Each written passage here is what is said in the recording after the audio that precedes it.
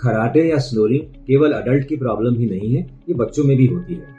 हाल ही में काफी रिसर्च हुए हैं जिसमें हमने पता किया है कि बच्चों को स्लीप डिस्टर्ब ब्रीदिंग, स्नोरिंग और स्लीप एपनिया की तकलीफ होती है। ज्यादातर बच्चों में ये प्रॉब्लम 3 वजह से होती है: एडेनॉइड एनलार्जमेंट की, टॉन्सिल एनलार्जमेंट की, और कभी कभी बच्चे अगर ओबीज हो तो ओबेसिटी की वजह से भी स्लीप डिस्टर्ब ब्रीदिंग होती है। स्लीप डिस्टर्ब ब्रीदिंग और स्नोरिंग एक मजाकिया मामला नहीं है, खाली एक परेशान करने वाला मामला नहीं है। इसके सीरियस हेल्थ रिस्क होते हैं क्योंकि बच्चा रात भर ठीक तरह से सोता नहीं है, तड़पता रहता है, अपनी पोजीशन टर्न करता रहता है, जिसकी वजह से वो दिन भर थोड़ा सुस्त रहता है और उसकी मल्टीपल प्रॉब्लम्स उसके हेल्थ के ऊपर, उसके कॉग्निटिव फंक्शनिंग के ऊपर, उसकी पर्सनालिटी के ऊपर और उसके मिड फेस और क्रेनियोफेशियल डेवलपमेंट में भी होते हैं।